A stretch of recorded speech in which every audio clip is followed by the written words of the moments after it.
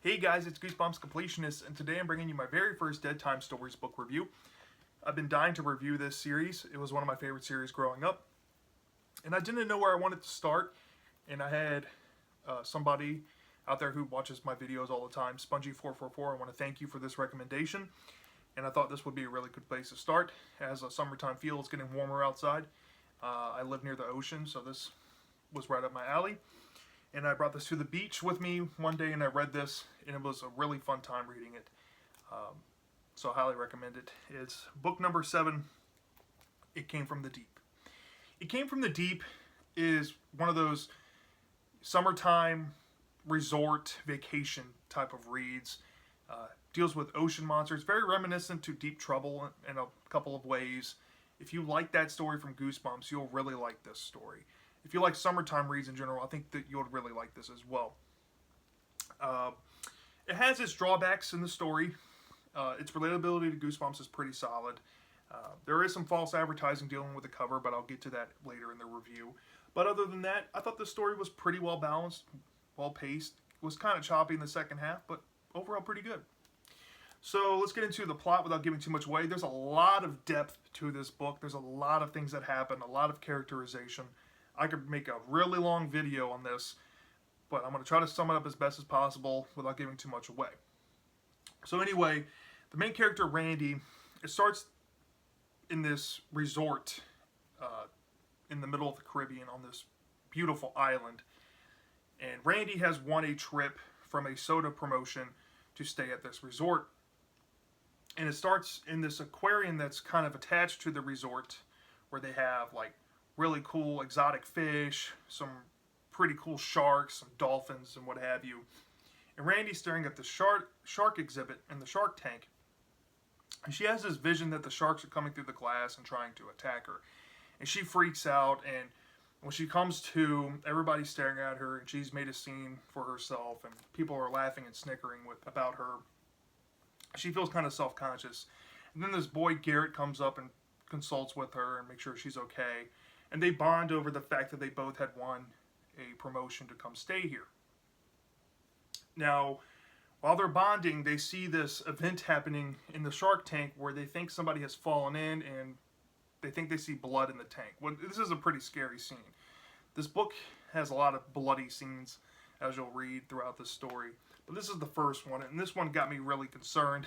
Because there's no adults around, and Randy and Garrett basically have to go see what's going on in the tank. So they run up these stairs, they get to the top of the tank area, and they say, well, where's the person? Then the person says, nobody fell in, what are you talking about?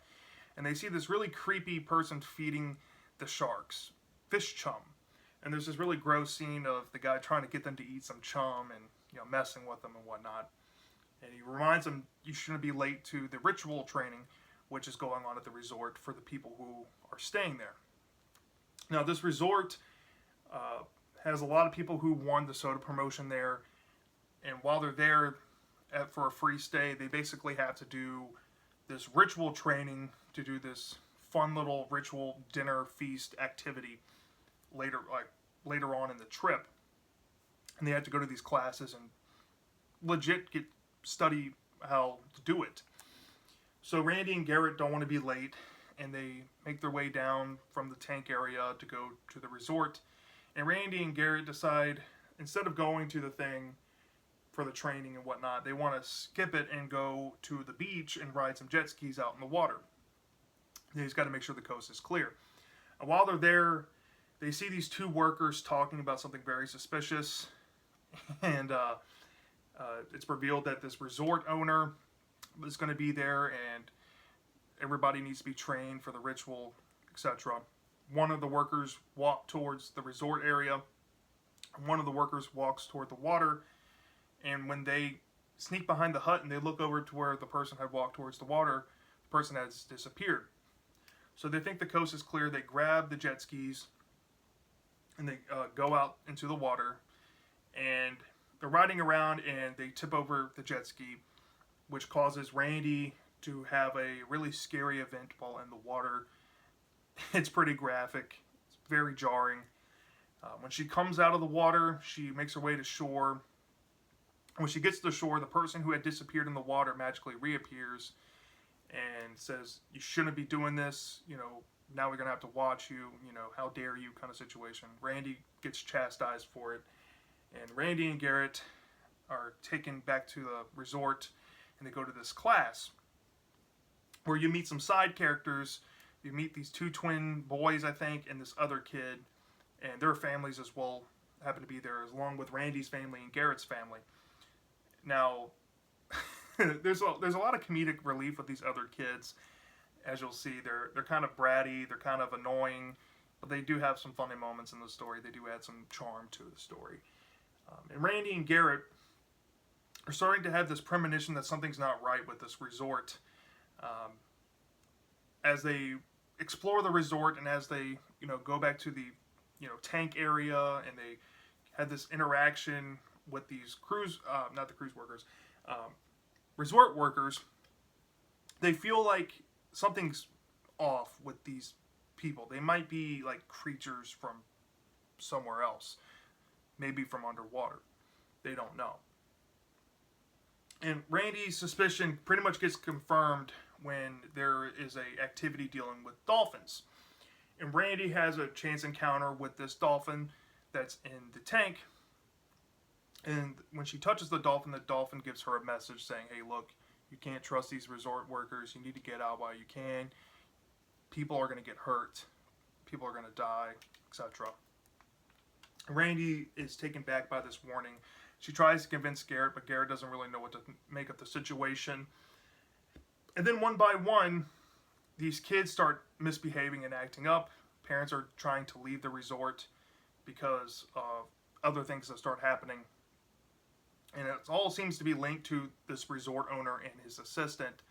But basically, these families say that they left, and then the workers pretty much clean up the scene. And when people ask about them, they say, "Oh, they left yesterday." But come to find out that there is a possibility, and almost a definite certainty, that these people were fed to the sharks in the tank. Now, as you come to find out in the story, the sharks in the tank are actually some of the resort workers, and they're these sentient beings from underwater that can make their way on land. They have like a 12-hour breathing life on land. It's a really cool concept and what have you. And basically, after that reveal, the story starts to get really wild and kooky. But to give you the basic gist of it, there's a big climactic moment that happens with Randy and Garrett, and they pretty much confirm their suspicions after finding a surveillance lab of sorts, that they're being watched. And they find some evidence that these people are from underwater, and this ritual that they plan on doing is a sinister ritual, trying to bring this being to life to allow these creatures to take over the world.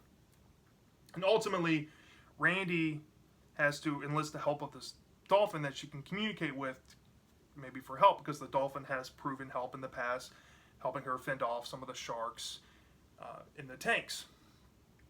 And what happens next when Randy goes to the dolphin for help?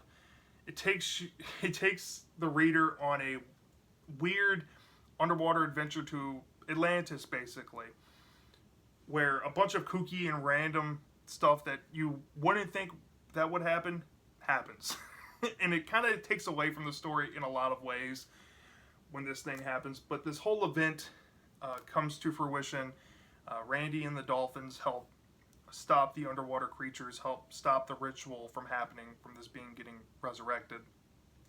And basically, the situation's dissolved. And when they make it back to land, they have to escape. And there's a little minor twist ending at the end to kind of make it more ambiguous. And that's where the story ends from. It came from the deep. So yeah, basically the story read like a summertime adventure. It was a lot of fun to be had with this story. Very dark in some places, very bloody. Had some really cool scenes dealing with, especially the sharks in the tank. That scene with the jet ski and with Randy and Garrett was pretty scary.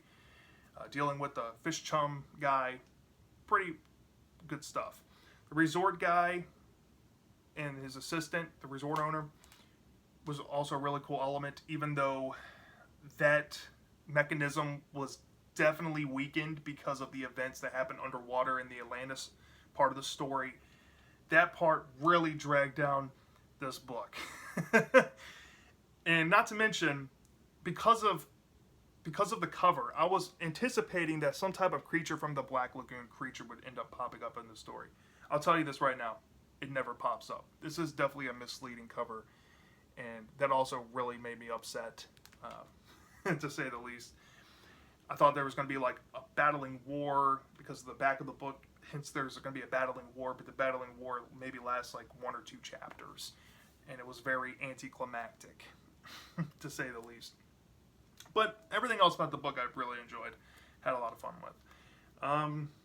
By itself, giving it a rating from 0 to 5 stars, I think this book is teetering on the average / above average range.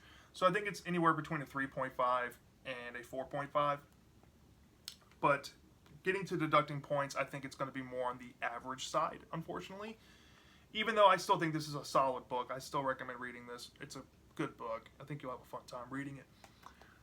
So I deducted a full point off for basically how the whole event unfolded in the second half of the book.